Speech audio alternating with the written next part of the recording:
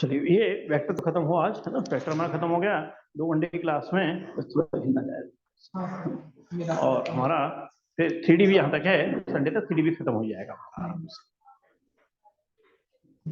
2 घंटे में भी 3D खत्म हो जाएगा। LP भी तो 1 घंटे में खत्म हो जाएगा। हाँ, ये कौन से क्वेश्चन से करना था? मैं मिसलेनियस हम कर रहे थे इसके, और सर 9th क्वेश्चन से करना था। क्वेश्चन नंबर 9 है ना, ये हम देखिए डिस्कस कर रहे हैं यहाँ पर। क्वेश्चन नंबर 9 है, पेज नंबर है 458, और हम वेक्टर की कर रहे हैं मिस्टेक्स, है ना।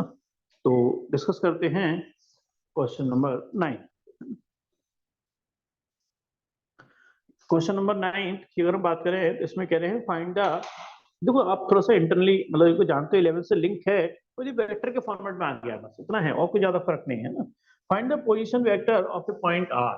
आर के हमें पोजीशन वेक्टर निकालने हैं, which divides joining 2 points P और क्यू।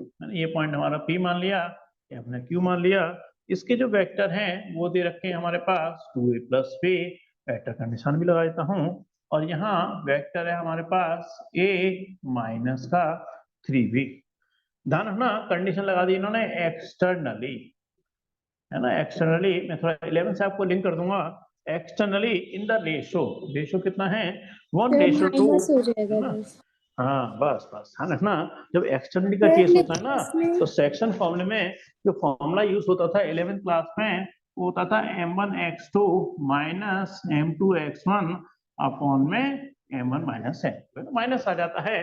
तो एक्सटर्नली में हम जब r पॉइंट के पोजीशन वेक्टर निकालेंगे और r पॉइंट बाहर लाई कर रहा है, तो लॉजिक क्या करेगा हमारा, एक तरीके से फॉर्मूला क्या बन जाएगा यहाँ पर, m into Q vector minus n into P vector upon में m माइनस n। ये क्या हो गया हमारा, m रेशो n की तरह से काम करता है ना। तो m into Q vector n into P vector, और नीचे माइनस का, दोनों में माइनस का निशान आ जाएगा, है ना।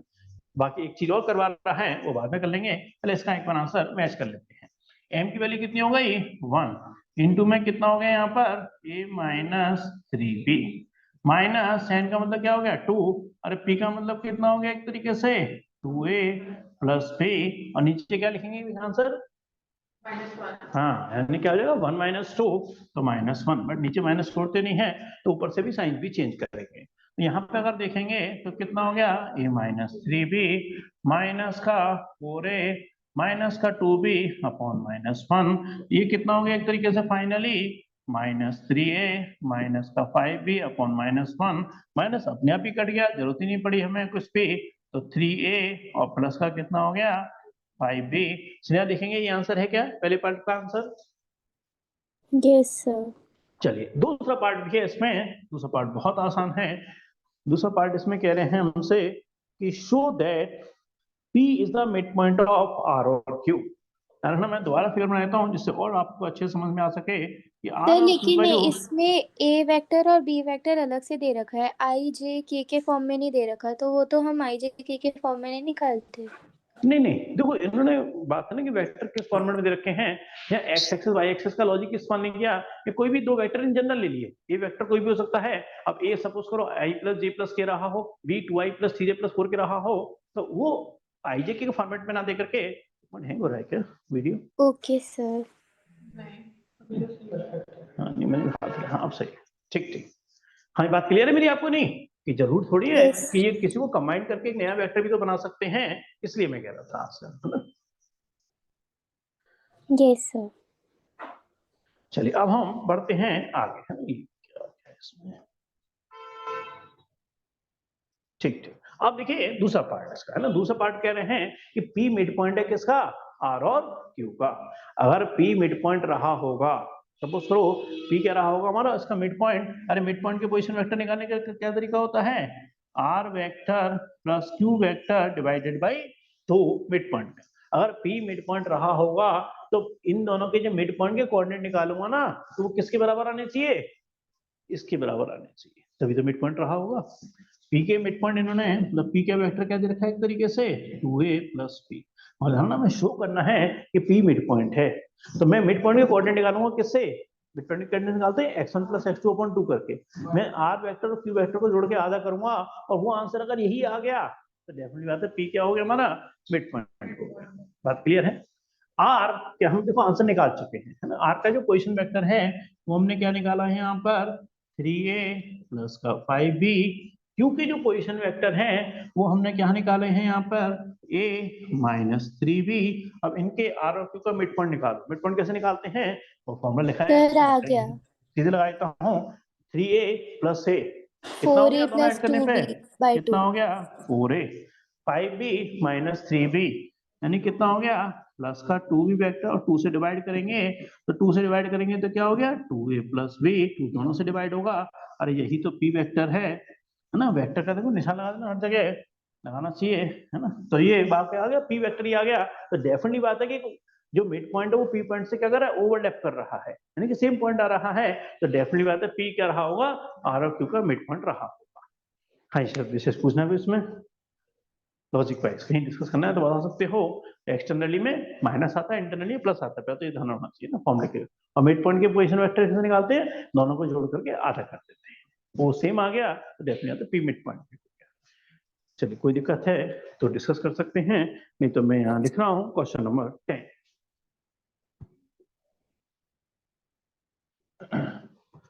मैं लिख रहा हूँ बस थोड़ा सोच के बताएंगे जो भी है ना। क्वेश्चन नंबर 10 मैं फिगर बना रहा हूँ जिससे आपको और अच्छे से सोच सको आप। Two adjacent sides of a parallelogram. Parallelogram की फिगर आपने बहुत बनाई हुई है ना। क्या होती है झुकी हुई फिगर होती है टिल्ट फिगर होती है और अपोजिट साइड्स क्या होती हैं इसमें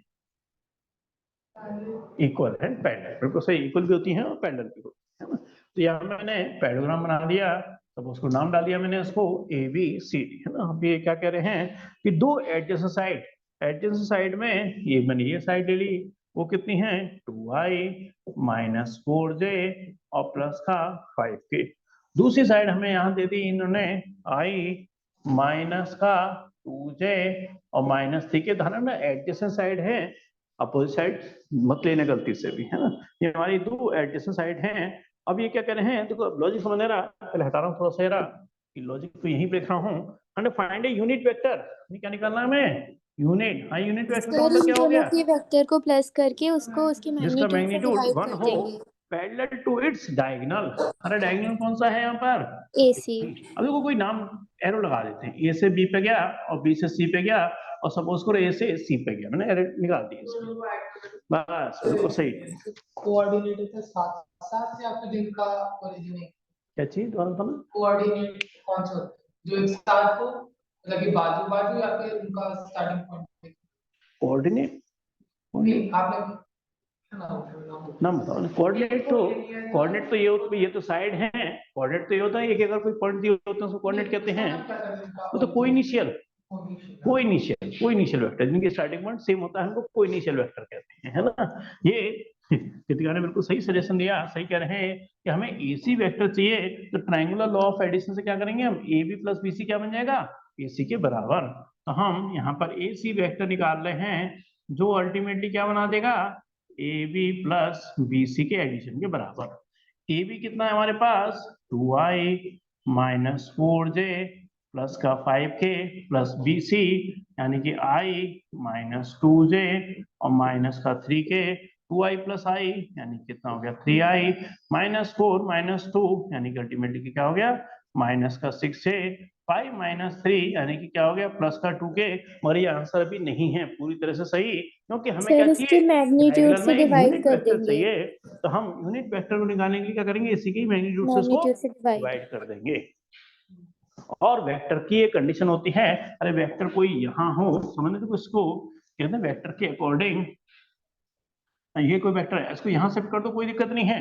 और कंडीशन क्या होनी चाहिए ना तो उसकी डायरेक्शन चेंज हो और ना ही उसका मैग्नीट्यूड चेंज मतलब यानी कि इसी के अगर पैरेलल मैं इसको यहाँ शिफ्ट कर दूं कोई फर्क नहीं पड़ता मगर ना तो डायरेक्शन चेंज होनी चाहिए ना ही उसका मैग्नीट्यूड चेंज होना चाहिए। तो पैरेलल टू डायगोनल कह रहे हैं तो कोई भी वेक्टर पैरेलल तो अपने होता ही होता है केवल इसका यूनिट वेक्टर में कन्वर्ट कर देंगे है ना। इसका यूनिट वेक्टर मतलब क्या हो जाएगा 3 का स्क्वायर 9 6 का स्क्वायर कितना हो गया 36 2 का स्क्वायर कितना हो गया 4 यानी कितना हो गया हमारे पास 49 49 का मतलब क्या हो गया 7 यानी क्या लिखेंगे 3/7i minus 6/7 j cap plus 2/7 k cap. और कोई वेक्टर इसको AC को ऐसे भी लिख सकता है, कोई ऐसे भी लिख सकता है, तो इसलिए क्या करते हैं एकदम मतलब आंसर वाले दोनों निशान लगा देते हैं।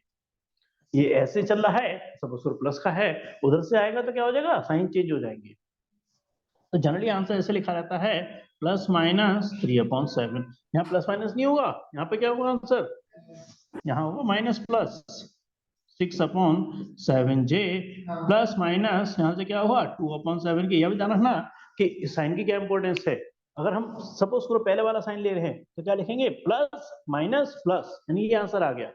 दूसरा सर आंसर क्या हमने लिखेंगे इसको माइनस अलग प्लस उसकी और साइन में क्यों किया है? है जी सर दूसरी साइन में क्यों किया है इसको हमने? दूसरी साइड मतलब कैसे कह रहे हो, कहाँ पर? सर मतलब हमने साइन 2 बार लिखे है ना, तो दूसरी वाले अच्छा साइन दूसरी बात देखो, वही कहेगा कि नहीं मैं तो इसकी डायरेक्शन ऐसे लेके चल रहा हूँ, मैं ऐसे लेके चल रहा हूँ, ऐसे लेके चल रहा हूँ, और मैं इसकी डायरेक्शन ऐसे लेके चल रहा हूँ सीए, अरे वो भी तो डायगोनली है भाई, यस सर। समझना। कोई अगर कहेगा नहीं मैं तो ऐसे ना करके मैं तो डायरेक्शन ऐसे लूंगा, तो क्या दिक्कत है इसमें, हमें कोई दिक्कत नहीं है तो डायगोनल वो भी ना, इसलिए इसके दो ऑप्शन लिखे जाते हैं। Okay clear sir. क्लियर है? यस ना सर। नहीं, क्या बोला था, कोई अपने आप के पैरेलल रहता है। हाँ देखिए मैं कह रहा हूँ कि अच्छा, एक के ऊपर एक हो गया तो हाँ भाई अल्टीमेटली डायरेक्शन तो सेम ही रहने वाली है ना। सर हाँ बोलो। आपने जो प्लस माइनस कर दिया था, आपको ऊपर एक बार ही दिया इसको। हम्म, आप उसी का डायरेक्ट साइन चेंज बस बस मैं कह रहा हूँ एक बार आंसर देखो जरा, है ना स्टूडेंट को ना ये कंफ्यूजन होता है तो इधर पीछे पीछे तो 1/7 और ये जो आपने ऊपर वाला आंसर लिखा था वही है बस। मतलब ये वाला। Yes sir. हाँ ठीक है, वही एक ही बात है ना। मैं वही कह रहा हूँ कई बार दोनों आंसर भी सही होते हैं, इसलिए गलत नहीं होते। कई बार आंसर दो दो दे रखे होते हैं ना, इसलिए मैं दो आंसर बताते कि आंसर ये भी ठीक है और आंसर ये भी ठीक है, ये भी डायगोनली है, ये भी यूनिट वेक्टर ही है, बस इसकी डायरेक्शन ऐसे ना हो गई उल्टा हो गई, बस ये हो गया और कोई फर्क नहीं है। हाँ क्लियर है मेरी बात, ये नहीं चलिए क्लियर है तो आगे बढ़ सकते हैं क्वेश्चन नंबर 11। अच्छा इसका एरिया भी निकलवा रहा है, हाँ ठीक ठीक सही कह रहे हो। इसका सेकंड पार्ट एरिया। अच्छा बता सकते हो पैरेललोग्राम का एरिया कैसे निकालते हैं? पुरानी क्लास की बात कर रहा हूँ, यहाँ तो अभी 12th के हिसाब से बात करेंगे। हाँ जी कोई बता सकते हैं कि पैरेललोग्राम का एरिया कैसे निकालते हैं? नहीं नहीं वो तो ट्राइंगल का होता है, half into base into height triangle का फॉर्मूला होता है, किसी को याद है?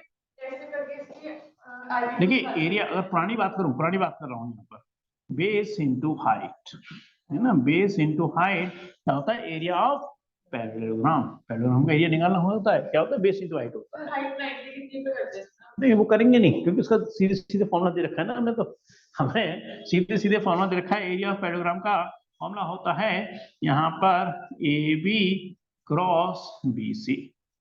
मगर सिंपल फॉर्मूला की बात करूं तो इसका फॉर्मूला होता है mod of A cross mod of यहाँ बी ए और बी क्या होती हैं साइन थीटा। एडजेसेंट साइड है ना। बात है यहाँ वेक्टर में इसका डायरेक्ट फॉर्मूला दे रखा है mod of A cross B, यहाँ ए और बी क्या होती है एडजेसेंट साइड। अगर मैं ट्रायंगल की बात करूं तो ट्रायंगल में वेक्टर का एरिया का फॉर्मूला क्या हो गया half mod of A cross B, यानी कि ए क्रॉस बी सेम है बट 2 से डिवाइड आउट हो जाएगा ट्रायंगल के केस में।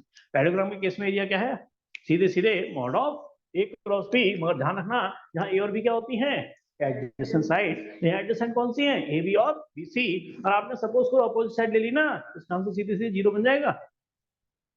मालूम है क्यों? इसके पीछे रीजन समझना जीरो क्यों होता है। अरे हम क्रॉस प्रोडक्ट कैसे निकालते हैं डिटरमिनेंट के तरीके से। डिटरमिनेंट के तरीके से क्या होगा आई जे और के, ए बी के कोफिशिएंट देखो यहाँ कितना हो गया 2 -4 और 5, यहाँ से कितना हो गया 1 -2 और -3। अब लॉजिकली सोचो अगर ये लाइन पैरेलल होती तो केवल इसके मैग्नीट्यूड में फर्क होता है, डायरेक्शन सेम होती। तो जब मैग्नीट्यूड सेम होता ना तो इसी का कोई रेशियो होता, जब कोई भी दो रो या दो कॉलम रेशियो सेम होते वैल्यू सीधे इसकी जीरो हो जाती है। लॉजिक हर चीज के पीछे। और यहाँ एडजेसेंट साइड है तो एरिया जीरो नहीं आने वाला, यानी कि एरिया निकाल के देगा मगर एरिया थोड़ी आएगा। इससे तो आई जे के फॉर्मेट में आंसर आएगा, फिर उसका मैग्नीट्यूड निकालेंगे। इसलिए क्या लगा हुआ है इसके ऊपर मॉड लगा हुआ है, सिर्फ ए क्रॉस भी नहीं लिखा मैंने फॉर्मूले में। ये क्या है मैग्नीट्यूड।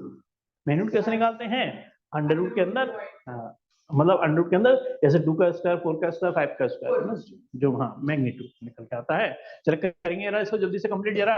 यहाँ से कितना हो गया आई, कितना हो गया 4 थीटा 12 माइनस माइनस यानी कितना हो गया प्लस का 12, माइनस का j यानी कितना हो गया -6 -5, प्लस का क्या हो गया k, यहाँ से कितना हो गया माइनस का 4 और प्लस का 4, अरे तो k तो गायब ही हो गया, यानी कि 12 और 10 कितना हो गया 22 आई, 5 और 6 11 है, यानी कि प्लस का कितना हो गया 11 जे, अरे जीरो के लिखूं ना लिखूं कोई फर्क नहीं पड़ता, और इसका मेरे को मॉड निकालना है, मैग्नीट्यूड निकालना है, तो अंडर रूट के अंदर क्या करेंगे 22 का होल स्क्वायर प्लस 11 का होल स्क्वायर, और इसको मैं ऐसे सॉल्व करूंगा तो बहुत टाइम लग जाएगा, इसको आसान तरीका है सॉल्व करने का, इसे क्या लिखो 11 इंटू 2 का होल स्क्वायर, यहाँ से 11 का होल स्क्वायर, यहाँ से कितना हो गया 11 का होल स्क्वायर, 2 का स्क्वायर कितना हो गया 4, प्लस का कितना हो गया 11 का स्क्वायर, यहाँ से 11 का स्क्वायर कॉमन आ गया, 4 + 1 कितना हो गया 5, तो आंसर क्या होगा इसका 11 अंडर रूट 5। एक बार देखेंगे आंसर इसका यही है क्या 11 अंडर रूट 5,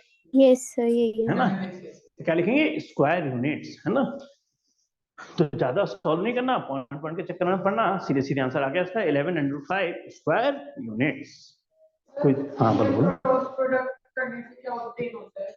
क्या चीज, क्रॉस प्रोडक्ट, अच्छा क्रॉस प्रोडक्ट करना, चलो मैं इसका आंसर देता हूँ आपको, स्टार्टिंग में हम बताते हैं, अब क्रॉस प्रोडक्ट किसका करें उस पर डिपेंड करता है, आई क्रॉस जे, आई क्रॉस जे किसके बराबर होता है के, क्यों, क्योंकि दोनों क्या होते हैं यूनिट वेक्टर होते हैं, के केवल उसकी क्या होता है डायरेक्शन को बताता है ना, तो उसके लिए हमने बताया था, हाँ सर्किल वाला है हाथ है ना, ये तो बात आ गई आई क्रॉस जे की, यहाँ यूनिट वेक्टर होते हैं ना, यहाँ ए क्रॉस बी क्या निकालेगा, तो एक वेक्टर ही निकालेगा, और उसका जब हम मैग्नीट्यूड निकालेंगे ना, ये डायरेक्ट फॉर्मूला क्या बनाया था किसका, एरिया ऑफ पैरेललोग्राम का, यानी कि mod of A cross B सीधे सीधे क्या निकाल लेता है उस पैरेललोग्राम के एरिया को निकाल देता है, क्योंकि एरिया ट्राइंगल का क्या होता है half into base into height, उसका हाफ होता है, अरे डबल हो जाएगा तो क्या बन जाता है एरिया ऑफ पैरेललोग्राम बन जाता है।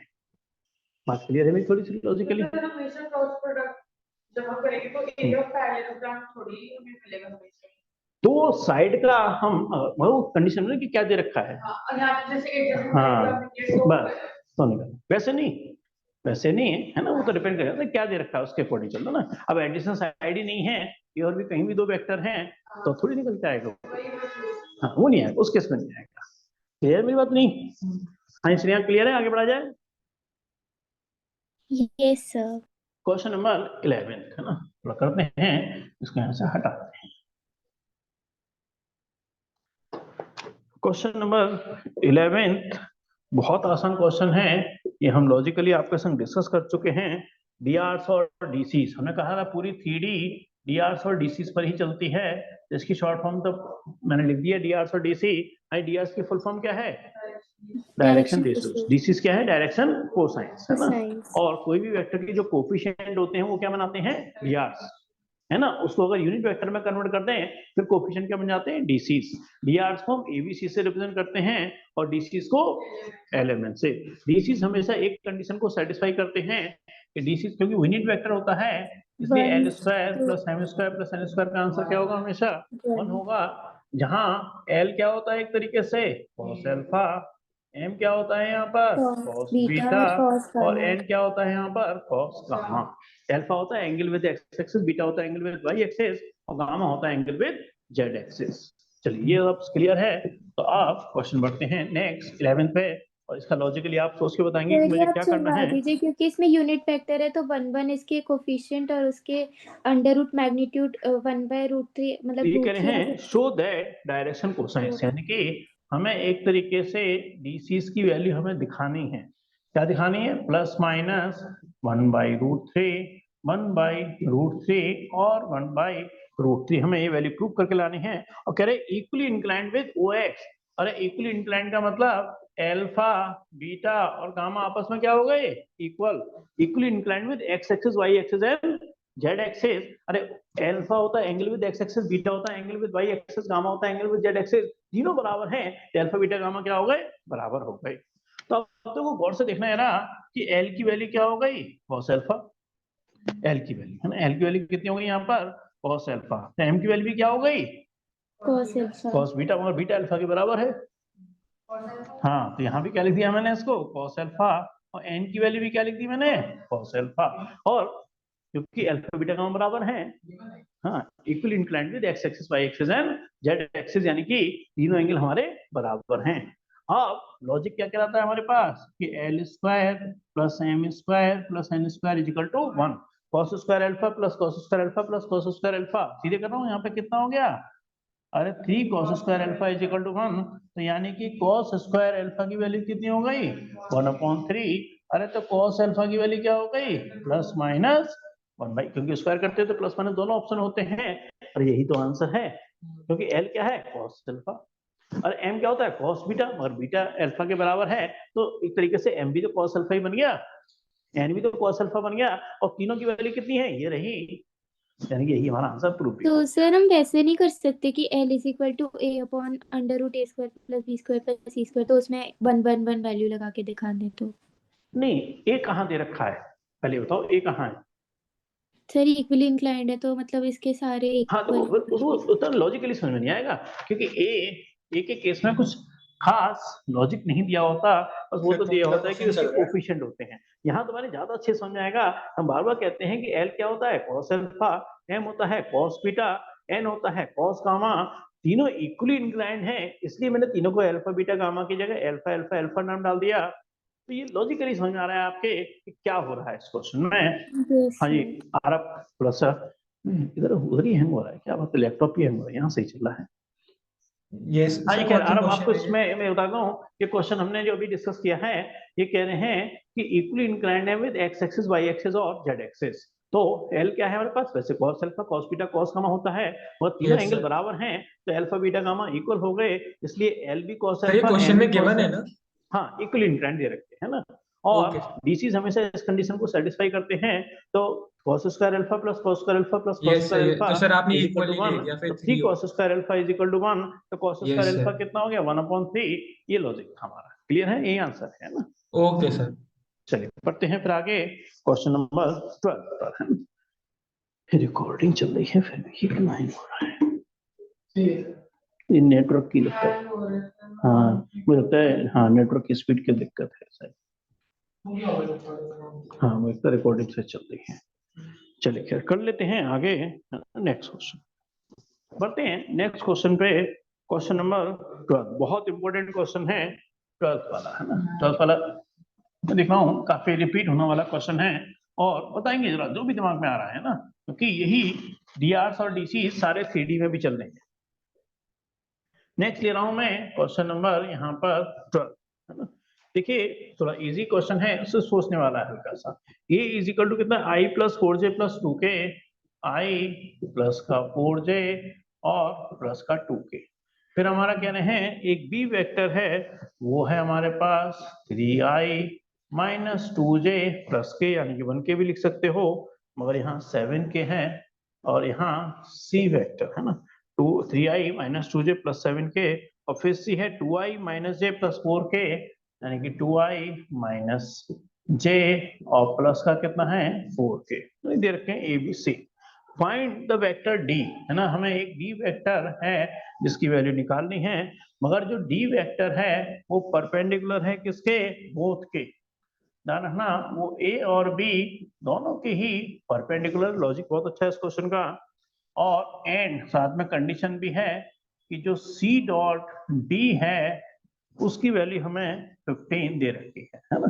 पहले बार क्वेश्चन को मैं एक बार फिर रीडिंग कर रहा हूँ, जरा समझना, जो भी आपको समझ में आ जाए वो आंसर देना है। हाँ ए बी सी 3 वेक्टर हैं, एक बार हल्का सा किसी का चेक करना, सही लिखा है ना, आई प्लस 4j प्लस 2k, फिर 3i minus 2j plus 7k, फिर 2i minus j plus 4k। चलो फिर, है ना, अब हमें एक डी वेक्टर फाइंड करना है। डी एक ऐसा वेक्टर है जो ए और बी दोनों के क्या है, परपेंडिकुलर है, और ये सी डॉट डी बराबर भी 15 है ना। अब जरा लॉजिक सोचना, लॉजिक अभी मेरे से मैंने अभी रिपीट किया था, मैंने कहा आई क्रॉस जे का आंसर क्या आता है के, और मैं इसको अल्टा कर दूं, जे क्रॉस आई कर दूं, तो आंसर क्या आएगा माइनस के। मगर एक बात बड़ी क्लियर हो गई है, इससे एक लॉजिक बन के आ गया कि आई क्या होता है, एक्स एक्सिस की तरफ होता है, जे की तरफ होता है, वाई एक्सिस की तरफ होता है, और के क्या होता है, जेड एक्सिस। यानी कि ये बात तो बड़ी क्लियर हो गई कि अगर मैं दो वेक्टर का क्रॉस प्रोडक्ट करता हूं तो उसकी डायरेक्शन उन दोनों के ही परपेंडिकुलर आती है। क्योंकि ये क्या है, जेड एक्सिस है, जेड एक्सिस आई और ए दोनों के क्या होता है, परपेंडिकुलर होता है। तो एक बेसिक रूल बन के क्या आ गया कि हम जब भी दो वेक्टर का क्रॉस प्रोडक्ट करते हैं तो उसकी जो डायरेक्शन होती है वो इन दोनों की क्या होती है, परपेंडिकुलर होती है। अब वो परपेंडिकुलर जेड एक्सिस ऊपर की तरफ भी हो सकता है या नीचे की तरफ भी हो सकता है, वो एक अलग बात है, मगर ये बात बड़ी बेसिक क्लियर है यहाँ से, है ना। तो हमें एक ऐसा वेक्टर चाहिए डी जो दोनों के ही क्या होना चाहिए, और बी के। तो यानी कि डी किस फॉर्मेट में रहा होगा, डी का फॉर्मेट रहा होगा एक तरीके से ए क्रॉस बी के फॉर्मेट में रहा होगा। अब बी क्रॉस ए भी हो सकता है, तो दूसरे से आंसर आ सकते हैं, वो अलग बात है, मैं ए क्रॉस बी ले रहा हूँ। ठीक, बात क्लियर है मेरी। अब वो जो वेक्टर डी है वो इस कंडीशन को भी सेटिस्फाई करना चाहिए, है ना। तो हम ये थोड़ी पता कि इसकी मैग्नीट्यूड क्या होगा, तो मैग्नीट्यूड हमने क्या मान लिया, इसका लैम्डा टाइम्स मान लिया, है ना। डी की लेंथ नहीं पता, डायरेक्शन तो पता चल गई कि ये डी वेक्टर ए और बी दोनों के ही परपेंडिकुलर होगा, और कितनी लेंथ का होगा, अरे कोई फिक्स लेंथ होगी जब तो वो ये वाली कंडीशन सेटिस्फाई कर रहा होगा। डी वेक्टर किसी फिक्स लेंथ का होगा तभी तो ये आंसर को सेटिस्फाई करेगा। हमें नहीं पता उसकी लेंथ क्या है, हमने क्या मान लिया, उसको लैम्डा मान लिया। मगर ये बात क्लियर है कि डी वेक्टर इन दोनों के परपेंडिकुलर ही रहा होगा, क्योंकि किन्हीं दो वेक्टर का हम क्रॉस प्रोडक्ट करते हैं तो उसकी डायरेक्शन उन दोनों के हमेशा परपेंडिकुलर आती है। लैम्डा से मल्टीप्लाई कर दिया, क्योंकि कांस्टेंट के लिए हमें उसका मैग्नीट्यूड नहीं पता, डायरेक्शन पता चल गई, मैग्नीट्यूड तो नहीं पता हमें उसका। तो मैं सबसे पहले क्या करता हूँ, ये वाला इस सेक्शन में आया नहीं आया, ठीक, डी वेक्टर निकल आएगा, मगर हमें तो वो वेक्टर क्या चाहिए, एक फिक्स वेक्टर चाहिए जो इस कंडीशन को भी सेटिस्फाई करे। तो मैं क्या करूंगा फिर उसके बाद, अरे सी डॉट डी बराबर क्या कर दूंगा 15, उससे क्या निकालूंगा मैं लैम्डा की वैल्यू निकालूंगा, और लैम्डा की वैल्यू जब पुट कर दूंगा ना तो फाइनल आंसर निकाल देगा। पहले तो ये लॉजिक थोड़ा समझ नहीं आ रहा आप दोनों के, तो आप दोनों पूछे थे। हाँ, लैम्डा तो सिर्फ इसलिए है कि हमें ये तो पता चल गया, सपोज करो अब मैं कहूँ कि यहाँ कोई ए वेक्टर है और यहाँ से बी वेक्टर है, सपोज करो ए इधर है और बी इधर, सपोज करो, है ना। मैंने इन दोनों का क्रॉस प्रोडक्ट किया तो एक वेक्टर सी आ गया। अब वो इतना बड़ा है, कितना बड़ा है या इतना सा छोटा है हमें क्या पता, है ना। उसकी लेंथ को आपने हाँ, लेंथ के लिए हमने उसके कांस्टेंट को भी लैम्डा से मल्टीप्लाई किया। हाँ, ये स्नेहा और आरव तो समझ आ रहा है ये लॉजिक, पहले नहीं। Yes sir. आरव क्लियर है आपको ये लॉजिक कि हम दो वेक्टर का क्रॉस प्रोडक्ट करेंगे ए और बी का, उसकी डायरेक्शन उन दोनों के परपेंडिकुलर होगी। डी एक ऐसा ही वेक्टर है जो ए और बी दोनों के परपेंडिकुलर है, और हमें उसका मैग्नीट्यूड के बारे में कुछ नहीं पता, हमें तो एक फिक्स आंसर चाहिए, क्योंकि फिक्स आंसर होगा जब भी तो वो कंडीशन को सेटिस्फाई करेगा, है ना। इसलिए हमने उसको लैम्डा करके लैम्डा की वैल्यू भी निकालेंगे, फिर आंसर को फाइनल करेंगे, है ना। चलिए करते हैं इसको आगे। फिर अब क्या निकालेंगे, सबसे पहले ए और बी का क्रॉस प्रोडक्ट, और क्रॉस प्रोडक्ट कैसे निकालते हैं हम, डिटरमिनेंट के तरीके से, है ना। वैसे तो बहुत मुश्किल होता है डिटरमिनेंट, आने से टाइम लगेगा, तो क्रॉस प्रोडक्ट कैसे निकाला है, डिटरमिनेंट के तरीके से, है ना। डिटरमिनेंट क्या कहता है हमारा, यहाँ लिखो i, यहाँ लिखो j, यहाँ लिखो k, फिर क्या लिखो यहाँ पर 1 4 और 2, b के लिखो क्या यहाँ पर 3 - 2 7।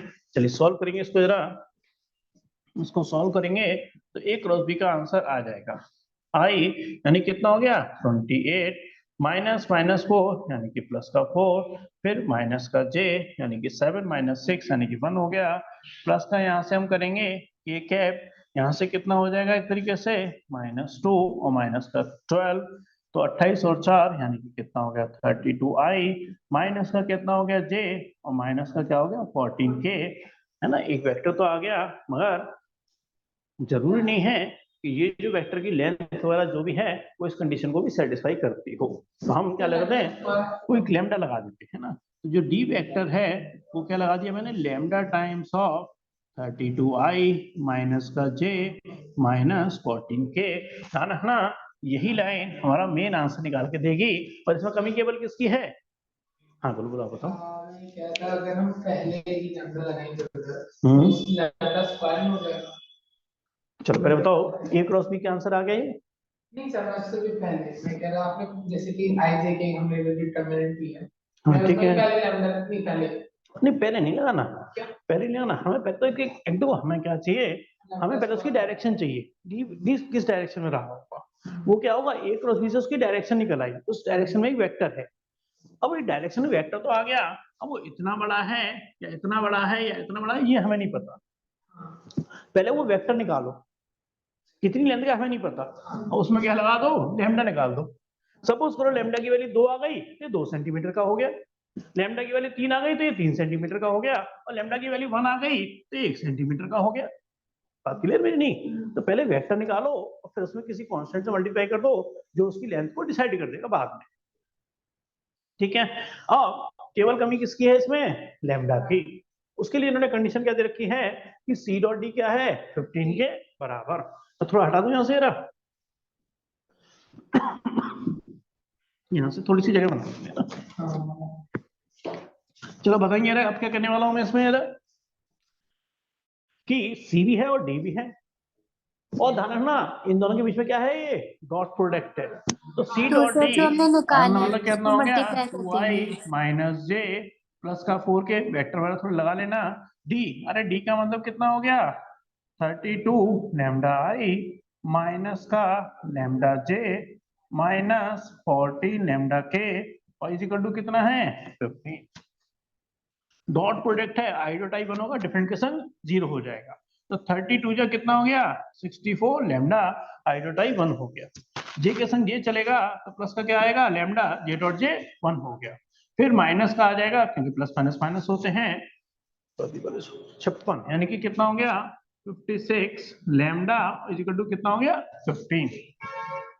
यहाँ से कितना बन गया, 65 और 56 मैंने माइनस कर दिया, यानी कितना हो गया, 9 लैम्डा इज इक्वल टू 15, और 3 से 3 और 3 से कितना हो गया, 5, तो लैम्डा की वैल्यू कितनी हो गई, 5/3। मैंने कहा आंसर तो तैयार है, केवल लैम्डा की कमी थी, है ना। और लैम्डा की वैल्यू क्या लगा दी मैंने यहाँ से, 5/3, और यहाँ से 32i माइनस का j माइनस का 14 के।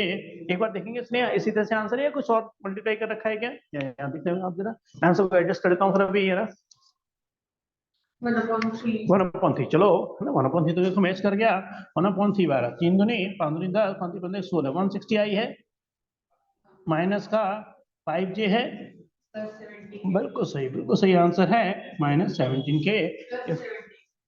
वो गलत है, वो मिस प्रिंटिंग है ना, पुरानी बुक है ना, मिस प्रिंटिंग है, वो मैंने अपनी बुक में भी सही किया हुआ है, तो मुझे याद है। किसी की बुक में अगर ये साइन ना माइनस की जगह प्लस का हो तो करेक्शन कर लेना, ये पुरानी बुक में मिस प्रिंटिंग है। चलिए एक बार डिस्कस करते हैं, पहले कोई दिक्कत तो नहीं इसमें समझने में। हाँ यार, आप कुछ पूछना है क्या, आरब स्नेहा आपको इसमें से कुछ लॉजिक वाइज? No sir. अच्छा क्वेश्चन है ना, अच्छा क्वेश्चन है लॉजिक वाइज, कि हमें एक डी वेक्टर निकालना है जो ए और बी दोनों के ही परपेंडिकुलर है, दो वेक्टर का क्रॉस प्रोडक्ट करते हैं तो उसकी डायरेक्शन दोनों के परपेंडिकुलर आती है, मगर उसका मैग्नीट्यूड नहीं पता हमें कितने का है, तो हमने उसको लैम्डा मान लिया, इसलिए मान लिया।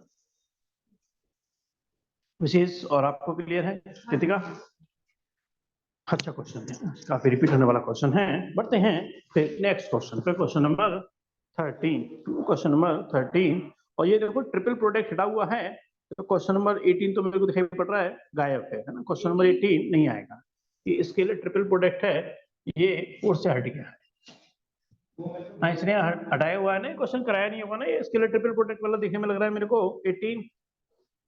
सर मैंने पता नहीं किया, मैं आपको पूछ रही थी।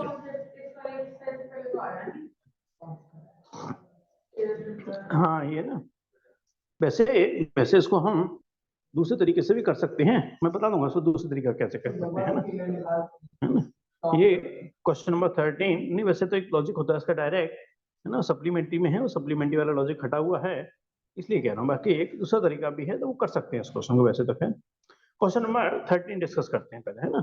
ये कह रहे हैं scalar product of the vector, एक वेक्टर है हमारे पास जो कितना है i प्लस जे प्लस के, स्केलर प्रोडक्ट मतलब या डॉट प्रोडक्ट एक ही बात होती है ना, इसलिए मैं डॉट लगा दिया, विद ए यूनिट वेक्टर, है ना, विद ए क्या है हमारे पास, यूनिट वेक्टर अलोंग द सम, है ना, यूनिट वेक्टर क्या है, अलोंग द सम, इनके दो वेक्टर के जो सम के है और इक्वल टू 1 है, और हमें लैम्डा की वैल्यू निकालनी है। ये तो क्वेश्चन बहुत आसान है, बहुत आसान क्वेश्चन है ना। हाँ फिर क्वेश्चन मैं पढ़ता हूँ, अभी तो शॉर्ट में पढ़ा था यार, यहाँ से हटा रहा हूँ, यहाँ से मैं पूरा क्वेश्चन लिख देता हूँ अच्छे से, फिर पढ़ता भी हूँ एक बार। ये कह रहे हैं क्वेश्चन नंबर 13 में द स्केलर प्रोडक्ट, है ना, ये डॉट प्रोडक्ट लगा दिया, स्केलर प्रोडक्ट किसके संग, i प्लस जे प्लस के संग किसका यूनिट प्रोडक्ट है, अलोंग द सम। अब मैं सम के लिए तुम्हें यहाँ पूरा लिख भी देता हूँ कि क्या कह रहे हैं। सम किसका निकालना है हमें, 2i प्लस 4j माइनस का 5k एंड दूसरा है यहाँ पर लैम्डा i प्लस का यहाँ पर 2j और प्लस का 3k। हमें देखो क्वेश्चन नंबर द्वारा पूरा एक्सप्लेन कर रहा हूँ। हमें यूनिट वेक्टर निकालना है किसके अंदर, अलोंग द सम। तो पहले इन दोनों वेक्टर को क्या निकालेंगे हम, सम ऐड कर लेंगे, फिर उसका डॉट प्रोडक्ट लेंगे किसके, इसके यूनिट वेक्टर के साथ। जो सम आएगा उसको यूनिट वेक्टर में कन्वर्ट करेंगे, कैसे, उस वेक्टर को उसी मैग्नीट्यूड से डिवाइड कर देंगे और उसका हम डॉट प्रोडक्ट कर लेंगे इसके संग, इजिकल टू क्या कर देंगे 1, उससे लैम्डा की वैल्यू, बस बस क्वेश्चन बहुत इजी हो गया। मैं इसको फटाफट कर रहा हूँ जरा। यहाँ i प्लस j और प्लस k डॉट, हाँ जी रसम निकालो इसका यारा, तो क्या हो जाएगा 2 प्लस लैम्डा i, तो लैम्डा आई और यहाँ से कितना हो गया प्लस 6j, और यहाँ से कितना हो गया -2k। ये मैंने सम निकाला है अभी। और इसको यूनिट वेक्टर में भी कन्वर्ट करना है तो अंडर रूट के अंदर क्या करेंगे हम, लैम्डा प्लस 2 का होल स्क्वायर प्लस 6 का होल स्क्वायर प्लस -2 का होल स्क्वायर इजिकल टू 1। अब लॉजिक वाइज तो क्वेश्चन खत्म हो गया है ना। क्यों, क्योंकि बीच में क्या लगा रहे हैं हम इसको, डॉट प्रोडक्ट। डॉट प्रोडक्ट में सेम के संग सेम आंसर क्या बन जाता है, सर नीचे हमने इसका वो क्यों किया है, हाँ मैग्नीट्यूड? के साथ 0 यूनिट वेक्टर। अच्छा यस। किसी को यूनिट वेक्टर में लगा दो, उसी को उसकी मैग्नीट्यूड से डिवाइड कर देते हैं। अब मैं तुम्हें ज्यादा लेंदी कर रहा हूँ, अब इसको इसके नीचे भी लेके जाऊँ, इसको इसके नीचे, फिर इसको इसके नीचे, फिर डॉटेड प्रोडक्ट करूँ, अरे ये तो सबके नीचे रहना ही है ना, मल्टीप्लाई हो जाए। सीधे करना हूँ। 1 का मल्टीप्लाई किससे होगा, 2 प्लस लैम्डा से, क्योंकि i डॉट i 1 बन जाएगा। तो 1 का मल्टीप्लाई किससे हुआ, 2 प्लस लैम्डा से। j का मल्टीप्लाई यानी कि 6j से हुआ, तो क्या आंसर आ गया 6। यहाँ से इसका क्या हो गया -2, अरे ये तो तीनों के संग नीचे चल रही है ना, तो मैंने सीधे ले लिया, तो इसमें कोई दिक्कत नहीं होनी चाहिए। 6 का स्क्वायर कितना हो गया 36, -2 का स्क्वायर 4 इजिकल टू 1। कोई दिक्कत नहीं इसमें जरा भी। अब तो बस एक फॉर्मेलिटी रह गई है आंसर को निकालने की। तो यहाँ से +2 -2 खत्म हो गया, यानी कितना हो गया लैम्डा प्लस 6 अंडर रूट के अंदर कितना हो गया लैम्डा प्लस 2 का होल स्क्वायर और 36 और 4 40। अब आप इस नंबर का मतलब समझ गए, squaring on both side, squaring क्योंकि अंडर रूट खत्म करना है। यहाँ से कितना हो गया लैम्डा प्लस 6 का होल स्क्वायर इजिकल टू में लैम्डा प्लस 2 का होल स्क्वायर प्लस का 40। अब तो बस फॉर्मेलिटी है, a square plus B square plus 2ab यानी कितना हो गया 12 लैम्डा। यहाँ से क्या हो गया लैम्डा स्क्वायर 2 का square 4 a square plus B square plus 2ab यानी कि प्लस का 4 लैम्डा और प्लस का 40। ऐसे ही कह रहे हैं लैम्डा स्क्वायर से लैम्डा स्क्वायर खत्म हो गया। 12 - 4 यानी कितना हो गया 8 लैम्डा, और यहाँ से 40 - 37 यानी कि 4 और 4 कितना होगा 8 हो गया। तो लैम्डा की वैल्यू कितनी आ गई 1 आ गई। देखेंगे आंसर बनी है नहीं, वो इक्वल टू 1 दे रखा था, लैम्डा की वैल्यू तो निकलवा रहा था है ना, find the value of lambda है ना, मतलब वो सर इक्वल एक टू 1 की डाउट है सर, इसके अंदर हमने आई जे के क्यों नहीं लिया जब हमने 1 प्लस लैम्डा किया? ये कौन सा कह रहे हो 1, एक मिनट कहाँ पे बताओ, ये बात ये तो क्लियर नहीं है। जहाँ पे आपने एरो डाला हुआ है।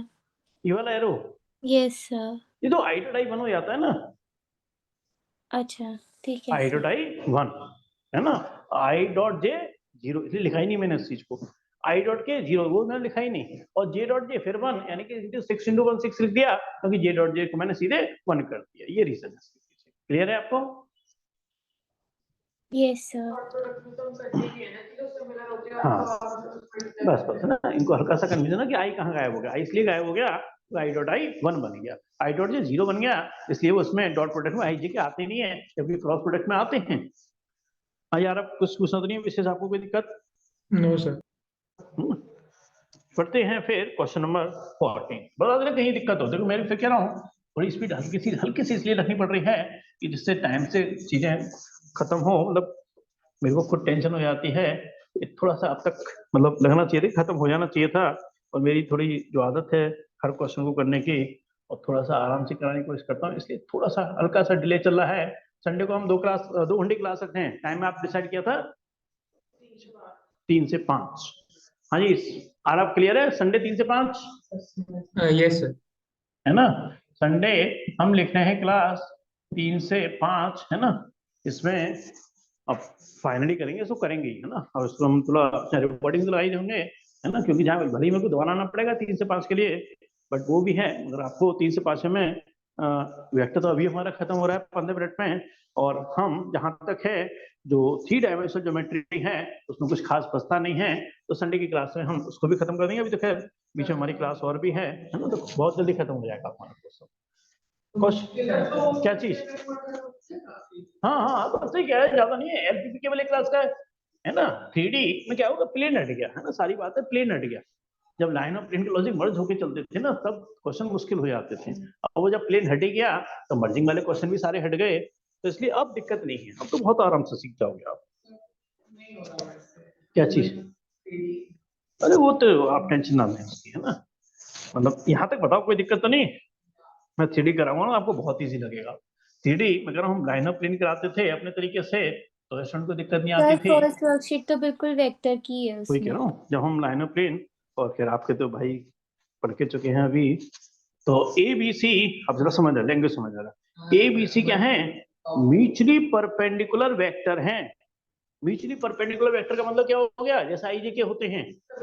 हाँ, सब एक दूसरे 90 बना रहे हैं। ए बी के परपेंडिकुलर है, बी सी के परपेंडिकुलर है, और ए सी के परपेंडिकुलर है, ऑफ इक्वल मैग्नीट्यूड। अरे इक्वल मैग्नीट्यूड का मतलब मॉड ए है ना, एलो कभी छूट भी आया तो उसकी मतलब ये मत सोचना कि मैंने कुछ गलत लिख दिया, मतलब थोड़ा जल्दी में छूट रहा हूँ थोड़ा सा। अरे इक्वल मैग्नीट्यूड मतलब हमने क्या मान लिया, उसको लेमडा मान लिया। कोई भी अगर लेमडा यूज हो रहा है तो नहीं मानूंगा, है ना। बाकी कोई भी आप कांस्टेंट मान सकते हो, आपकी मर्जी है, उससे कोई फर्क नहीं पड़ता। और जो सिंबल यूज हो रहे हैं उसका इस्तेमाल मत करना कहीं, है ना। ऑफ इक्वल मैग्नीट्यूड यानी कि तीनों के मैग्नीट्यूड बराबर हैं। अब हमें शोजो करके लाना है। ये भी कुछ बुक में मिसप्रिंटिंग है, जरा एक बार चेक कर लेना है कि शो दैट, मैं वैसे इसमें करेक्शन किया हुआ है, फिर भी आप एक बार चेक कर लेना है कि शो दैट, ये बुक में मिसप्रिंटिंग है। Show that A plus B plus C is, A plus B plus C is equally inclined. हाँ यही है ना, पहले ये चीज गलत लिखी हुई है कुछ बुक में यार। यस सर गलत है। इक्वली इंक्लाइंड टू, यहाँ पर कितना है, ए बी और सी। चलिए पहले लॉजिकली थोड़ा सोचिए हमें करना क्या है। पहले क्या करा है, ये म्यूचुअल परपेंडिकुलर आप समझेंगे है ना, जैसे आईजे के परपेंडिकुलर होते हैं, दोनों का मैग्नीट्यूड भी बराबर है, क्या है हमें नहीं पता, इसलिए मैंने उसको लैम्डा मान लिया। यूनिट वेक्टर नहीं कोई। ए प्लस, अब हमें शो जो करना है उस पर आना कि ए प्लस बी प्लस सी इक्वली इंक्लाइंड। अरे इंक्लाइंड का मतलब क्या है, एक तरीके से एंगल। हाँ मतलब यहाँ पे इंक्लाइंड का मतलब क्या, एंगल। तो कंक्लूजन देखा जाए, अगर लैंग्वेज को समझा जाए, और लैंग्वेज ये कहना चाहते हैं कि इन दोनों के बीच में एंगल निकालो, फिर इन दोनों के बीच में एंगल निकालो, और फिर इन दोनों के बीच में एंगल निकालो, तो क्या आना चाहिए, तीनों एंगल सेम आने चाहिए। दोबारा समझाते हैं। मैंने a प्लस बी प्लस सी और a के बीच में एंगल अल्फा मान लिया। फिर मैंने a प्लस बी प्लस सी और b के बीच में एंगल को क्या मान लिया, मैंने बीटा मान लिया। फिर मैंने a प्लस बी प्लस सी और वही तो मैं कह रहा था, मैंने अब थोड़ा और अच्छे से लिख दिया कि इक्वली इंक्लाइंड, मतलब माने तो मैंने तीनों डिफरेंट है, और हमें क्या प्रूव करके लाना है कि तीनों एंगल आपस में क्या होने चाहिए, इक्वल। ये हमारा टारगेट है, ये हमारा प्रूव करके लाना है ना। अब सॉल्यूशन की बात आती है ना। सॉल्यूशन, मुझे एंगल क्या निकालना है, इन दोनों के बीच में, है ना। और डॉट प्रोडक्ट ज्यादा कंफर्टेबल होता है हमेशा in compare to cross product. तो मैं क्या कर रहा हूं यहाँ पर, ए वेक्टर, अब थोड़ा इसको आराम से करूंगा जिससे कि आप कंफ्यूज ना हो जरा वे। तो ए डॉट बी, अरे बी तो ये है ना एक तरीके से, प्लस ए प्लस एंगल तो इन दोनों के बीच में निकला है, इजिकल टू कितना हो गया, मॉड ए। मॉड में कितना हो गया, ए प्लस बी प्लस सी और यहाँ से cos अल्फा। पहले यहाँ तक कोई दिक्कत तो नहीं, फॉर्मूला लगाया मैंने, कुछ नई बात नहीं करी। A dot B is equal to mod A mod B और cos थीटा, और थीटा की जगह मैंने अल्फा माना हुआ है, जिससे कि कंपेयर कर सकूं कि भाई तीनों सेम होंगे बाद में। जरा लॉजिकली सोचना कि म्यूचुअली परपेंडिकुलर है, ये क्वेश्चन दे रखा है। ए डॉट है, यहाँ से क्या बन गया, ए डॉट ए। हाँ जी, ए डॉट बी क्या बन गया, जीरो। क्यों, ए डॉट बी क्या होता है, मॉड ए mod b cos theta, theta 90 होता है। बात समझ रहे हो, ए डॉट बी क्या हो गया, जीरो। फिर ए डॉट सी भी क्या हो गया, जीरो। वेक्टर होते हैं। नहीं, चलो मैं आपको फॉर्मूला बताता हूँ, कोई बात नहीं। यहाँ देखो ए डॉट बी का फॉर्मूला क्या होता है, मॉड ए मॉड बी और cos थीटा। ए और बी क्या है आपस में, थीटा कितना हो गया अच्छा ठीक है 90, और cos 90 की वैल्यू क्या होती है 0। इसके पीछे वैसे कर दिया। हाँ जी आरब स्नेहा, यहाँ तक बात क्लियर है आपको, दिस इज क्लियर बात मेरी यहाँ तक। ए डॉट ए निकालने का फायदा क्या होगा? बिल्कुल यहाँ पे सर बताओ। ए डॉट ए को तो हम मॉड ए हाँ स्क्वायर ही लिखेंगे। बिल्कुल, अभी आऊँ उस पे आने वाला हूँ। हमें उसका मैं कह रहा हूँ, मैं अभी देखा तो कोई दिक्कत तो नहीं, यहाँ तक बताना आ जाएगा, बताओ थोड़ी देर में आने वाला है। यहाँ से कितना हो गया a प्लस बी प्लस सी, और यहाँ से कितना हो गया cos alpha. I dot A dot ए, अब दोनों गौर से सुनो फिर जरा, ए डॉट ए अगर होगा तो ए डॉट ए का आंसर क्या बनेगा, मॉड ए इंटू क्या बनेगा cos 0। अरे ए और बी दोनों वेक्टर सेम है तो उनके बीच में एंगल कितना होगा 0 डिग्री, दोनों एक ही वेक्टर हैं तो cos 0 की वैल्यू क्या होती है 1, तो ए डॉट ए क्या बन जाता है सीधे मॉड ए स्क्वायर।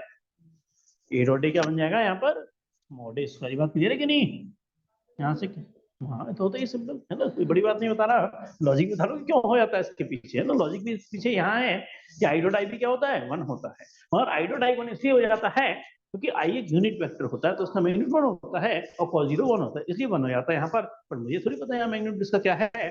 तो यहाँ पर क्या हो गया एक तरीके से मॉड ए, मॉड में कितना हो गया ए प्लस बी प्लस सी, और यहाँ से cos, और मॉड ए से स्क्वायर क्या हो गया गायब हो गया। तो यहाँ पर अगर मैं बात करूं कि cos अल्फा की वैल्यू कितनी हो गई मॉड ए, और मॉड में कितना है a प्लस बी प्लस सी, और मॉड ए मॉड बी मॉड सी तीनों बराबर क्या मैंने लैम्डा मान लिया है, तो cos अल्फा की वैल्यू फाइनली क्या हो गई लैम्डा अपॉन में टी लैम्डा मत कर देना, ए वेक्टर लैम्डा है उनका, ये तो सम है, ये उनका सम है, बात समझ आई मेरी नहीं। और मॉड किसका है mod a plus mod b plus mod c नहीं है, अगर सपोज करो ये mod a plus mod b plus mod c होता तो आपकी बात सही थी कि लैम्डा प्लस लैम्डा लगा दो, ये तीनों का सम करने के बाद मॉड है, अलग कंसेप्ट है ये, इसको ऐसे ही छोड़ दो बस। क्लियर है मेरी cos अल्फा, ठीक है, पहले यहाँ तक कोई दिक्कत तो नहीं। अब जरा थोड़ा सा जल्दी अगर करूं मैं, आप समझना कि मुझे एंगल किसके बीच में निकालना है, अब जो लगाना है मेरे को a plus B plus C angle किससे निकालना है b के संग, है ना, तो यहाँ से कितना हो तो जाएगा सर वो b मॉड डॉट, बीटा मतलब यहाँ मॉड से b a upon plus mod b a plus c, यहाँ से मॉड b, मॉड में कितना हो गया a प्लस बी प्लस सी, और एंगल क्या मान लिया मैंने cos बीटा, यही आने वाला है, यही तो प्रूव करना है यही तो प्रूव करना है, सो दैट इक्वली इंक्लाइंड, है ना, लॉजिक प्रूव यही करना है मेरे को। अब b डॉट ए क्या हो गया 0, b डॉट बी क्या हो गया एक तरीके से मॉड बी स्क्वायर, और b डॉट सी क्या हो गया 0, अरे परपेंडिकुलर होने की वजह से यहाँ कितना हो गया मॉड बी, मॉड में कितना हो गया a प्लस बी प्लस सी, और यहाँ से कितना हो गया cos बीटा, और मॉड बी से क्या हो गया स्क्वायर गायब हो गया, अरे मॉड ए मॉड बी मैंने लैम्डा माना हुआ है इक्वल होने की वजह से, ये आंसर क्या होगा एक तरीके से अगर आप देखेंगे कि cos beta is equal to lambda, और मॉड में कितना हो गया a plus B plus C, अरे cos अल्फा भी वही है और cos बीटा भी वही है, यानी कि एक तरीके से मैं और अगर अच्छे से लिखूं तो बीटा की वैल्यू क्या हो गई cos इनवर्स लैम्डा, और मॉड में कितना हो गया a plus B plus C, अरे वही तो अल्फा है,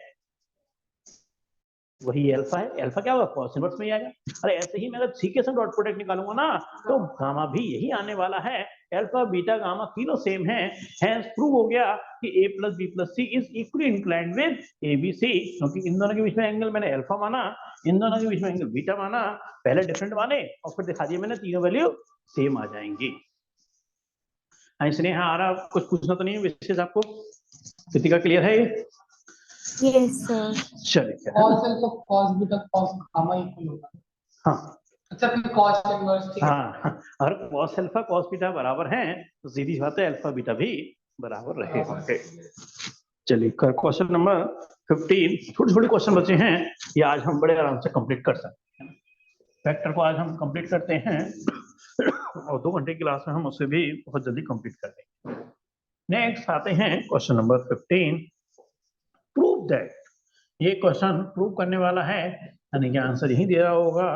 यहाँ पर हम बात कर रहे हैं a प्लस बी डॉट, दाना नहीं पॉइंट मतलब डॉट है एक तरीके से, अब तो कैसी के हो खैर, a dot B is equal to कितना है मॉड ए का स्क्वायर प्लस मॉड बी का square, if and only if and only, यानी कि समझ रहे कि ये केवल और केवल जब ही हो सकता है कि जब ए और बी वेक्टर परपेंडिकुलर हैं, गिवन दैट ये दे रखा है कि ए 0 के बराबर नहीं है और बी भी 0 के बराबर नहीं है।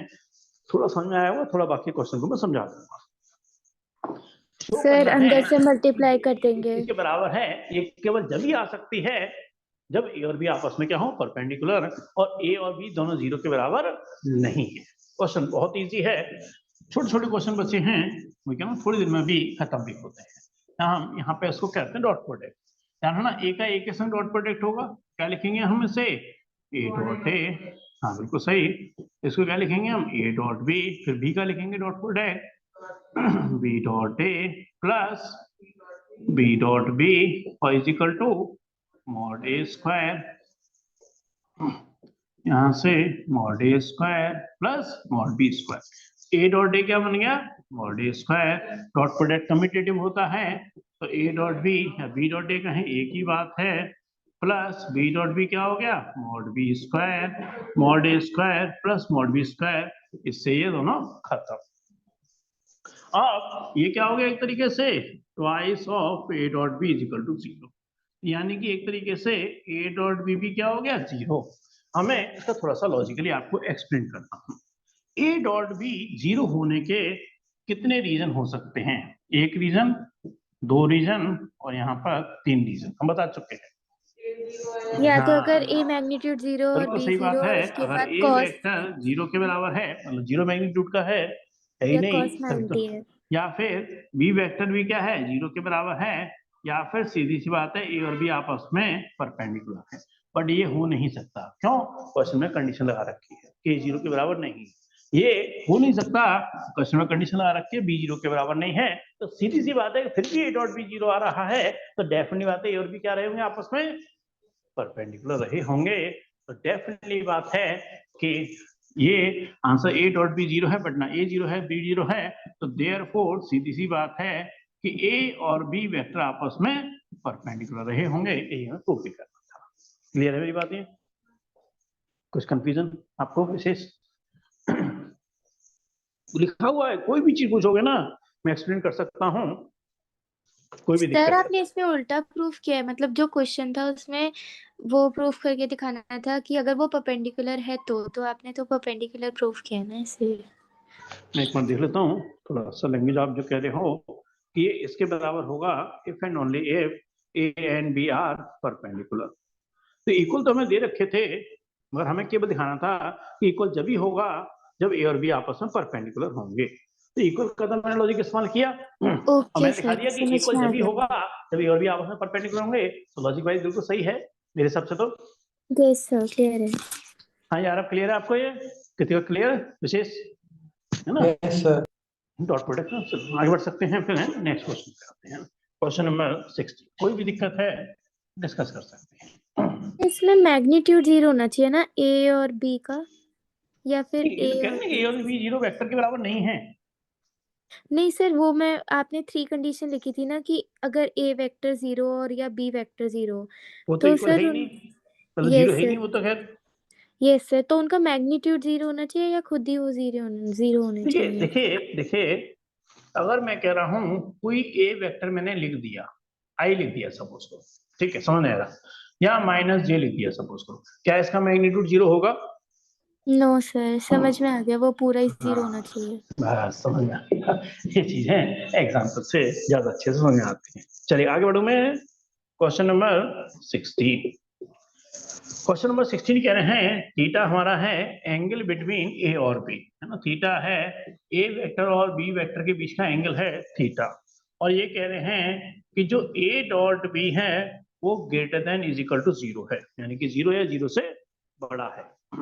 और इसमें 4 ऑप्शन दे रखे हैं, एमसीक्यू आ गया, theta greater than 0 less than π/2, b वाला है theta greater than is equal to 0 less than, सोच के आंसर बताना, ये बता सकते हो, आपका बस थोड़ा प्रेजेंस ऑफ माइंड है इसमें, 0 और यहाँ से पाई, और डी वाला पार्ट है theta greater than is equal to 0 less than is equal to pi. ये तो सभी को पता होगा ना, पाई बाई 2 कितना डिग्री आ गया?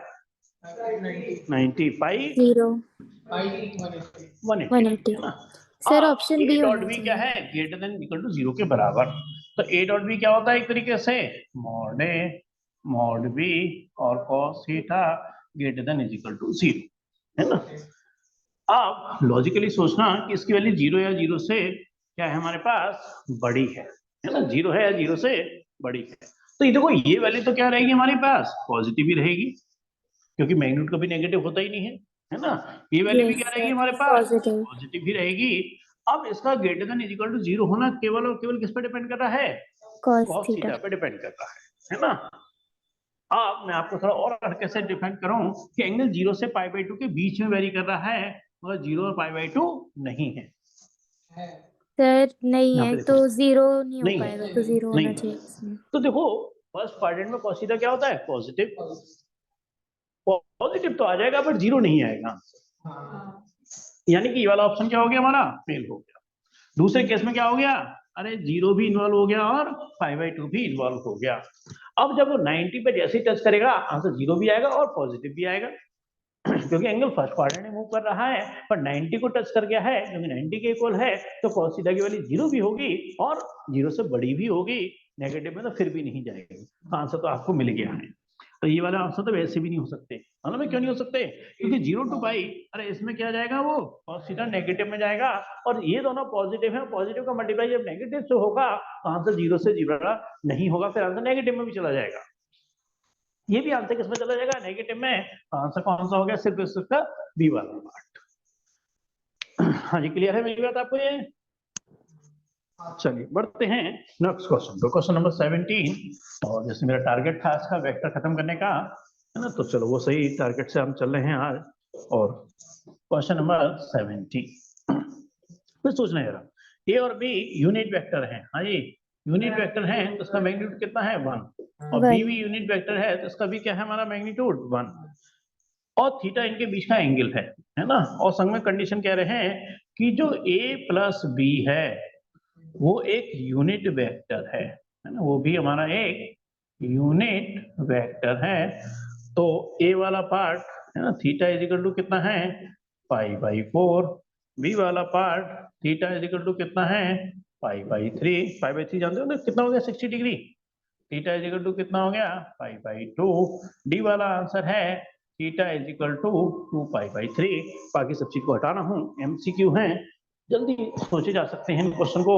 पहले मैं बाकी सब चीजों को हटा रहा हूँ। ये 4 ऑप्शन है। हाँ, ये a plus B unit vector का मतलब क्या आ गया? कि इसका magnitude a plus B is equal to क्या होना चाहिए? वैसे ऐसे बात है, ठीक। पर हमें तो इनके बीच का एंगल निकालना है ना, a और b के बीच का एंगल निकालना है। तो मैं अगर इसको ऐसे लिख दूं कि mod of a plus B का whole square is equal to 1 का स्क्वायर, तो कोई दिक्कत तो नहीं, लगा सकता हूँ। 1 का स्क्वायर क्या होगा? 1 है ना। a डॉट ए क्या होता है? Mod a square. हर मैं इसको ऐसे लिख दूं अगर, कोई दिक्कत तो नहीं, a plus B dot A plus B is equal to 1। जब मैं a डॉट ए को मॉड ए स्क्वायर लिख सकता हूँ, तो mod of a plus B का होल स्क्वायर को डॉट में भी तो लिख सकता हूँ, उल्टा भी तो कर सकता हूँ। यहाँ डॉट प्रोडक्ट है तो a डॉट ए हो गया, a डॉट बी हो गया, b डॉट ए हो गया, b डॉट बी हो गया, 1 हो गया। a डॉट ए क्या बन गया? Mod a square. ये a डॉट बी क्या होता है? कम्यूटेटिव होता है, सीधे लिखूं से तो क्या हो गया? Twice of a dot b. ये क्या हो गया? Mod b square is equal to 1। Mod a कितना है? 1। कह रहे यूनिट वेक्टर है, तो ये वैल्यू क्या हो गई? 1 प्लस 1 कितनी हो गई? 2, यानी कि twice of a dot B is equal to क्या हो गई? 1 माइनस 2, क्योंकि ये 2 बन गया। आप यहां से 2 और a डॉट बी का मतलब क्या होता है? फिर वही मॉड ए मॉड बी और cos theta is equal to क्या हो गया? -1। मॉड ए फिर वही 1 है, यानी कि जब मॉड ए 1 है मॉड बी 1 है, तो cos थीटा की वैल्यू क्या हो गई? -1/2। अरे नेगेटिव में है, ये हो नहीं सकता, ये हो नहीं सकता, ये हो नहीं सकता। आंसर कितना आ गया? 2π/3, क्योंकि cos 120 की वैल्यू -1/2 होती है ना। 120 मतलब सेकंड क्वाड्रेंट है ना। सेकंड क्वाड्रेंट में 120 सेकंड क्वाड्रेंट है ना। तो आंसर क्या आंसर आ गया इसका? डी वाला पार्ट। क्लियर है मेरी बात? ये चलिए फिर और देखते हैं जो भी क्वेश्चन हमारे रहते हैं, है ना, बस खत्म ही है। 18 और 19 2 मिनट के क्वेश्चन बचे हैं, हम इसको भी खत्म करते हैं। 18 और 19 वैसे तो ये ट्रिपल प्रोटेक्शन में हम इसको जनरल लॉजिक से भी कर सकते हैं। आई डॉट यहाँ पर कितना है, जे क्रॉस के प्लस जे डॉट यहाँ पर है आई क्रॉस के प्लस के डॉट यहाँ पर है आई क्रॉस जे। चलिए जरा सोचिएगा जरा, ये एरो वाला डायग्राम, हाँ जी, यहाँ आई और यहाँ जे सर और इसका यहाँ आंसर के। 0 नहीं होना चाहिए। पढ़ते हैं ना, आई डॉट, हाँ जी, जे क्रॉस के का आंसर, जे क्रॉस के का आंसर क्या होगा, आई जे डॉट के क्रॉस आई क्या होता है, जे, तो आई क्रॉस के क्या हो गया, माइनस का जे, के डॉट आई क्रॉस जे यानी कितना हो गया, के dot product I dot I यानी कितना हो गया, मॉड आई का स्क्वायर, माइनस बाहर आ गया, जे डॉट जे यानी कि क्या हो गया, मॉड जे का स्क्वायर, के डॉट के यानी कि मॉड के का स्क्वायर। आई क्या होता है, यूनिट वेक्टर, तो वैल्यू क्या होगा, 1 माइनस 1 प्लस 1 यानी कि आंसर क्या आ गया इसका 1, और 1 ऑप्शन है इसका सर सी आपस में वाला। मल्टीप्लाई नहीं कर सकते इसको, मतलब आई इंटू जे इंटू आई इंटू के। देखो ये डॉट प्रोडक्ट लग रहा है ना, डॉट प्रोडक्ट लग रहा है, तो सीधी सी बात है कि हमारे पास बेसिक रूल है कि जे क्रॉस के क्या होता है, आई के बराबर, तो सीधे पहले इसको जे क्रॉस के को आई लिखो और फिर आई डॉट आई क्या हो गया, 1 हो गया सीधे। क्लियर है कि यस नहीं, है ना। यस। चलिए 19 क्वेश्चन, लास्ट क्वेश्चन चल रहा है 19, और फिर नेक्स्ट क्लास में हम करेंगे आपकी 3D एग्जाम्पल्स, इसके सारे ट्राई करो, कोई भी दिक्कत है एग्जाम्पल्स में, दिक्कत आएंगी आपको पक्का एग्जाम्पल्स में भी, है ना, तो वो आप इसमें डिस्कस कर सकते हो। जैसे कोर्स खत्म हो जाएगा फिर एग्जाम्पल्स हैं, सैंपल पेपर्स हैं, सीबीएसई का भी सैंपल पेपर है और भी सैंपल पेपर हैं, और जो नया पैटर्न है वो सारी चीजें फिर हमारी फिर शुरू हो जाएंगी। Mod of A dot B is equal to कितना है, मॉड ऑफ ए क्रॉस, बहुत आसान है ये भी, है ना, आंसर आ गया इसका। क्यों, ए डॉट बी का फॉर्मूला क्या होता है, मॉड ए मॉड बी और कॉस, उसका भी मॉड लगा हुआ है। ए क्रॉस बी क्या होता है, मॉड ए मॉड बी और साइन थीटा, और मैग्नीट्यूड है तो डायरेक्शन को भी इम्पोर्टेंस है, हाँ थीटा फाइंड करना है।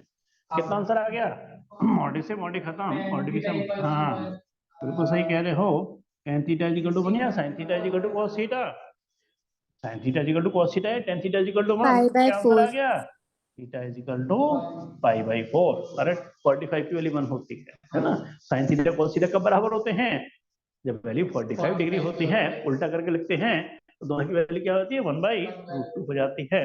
आंसर कितना हो गया इसका, 5/4। चलिए हो गया, कंप्लीट हो गया, वेक्टर हमारा कंप्लीट होता है और बहुत आराम से हमारा 3D कंप्लीट होगा। अब बहुत आसान हो गया 3D, है ना, प्लेन हटने की वजह से तो और आसान हो गया।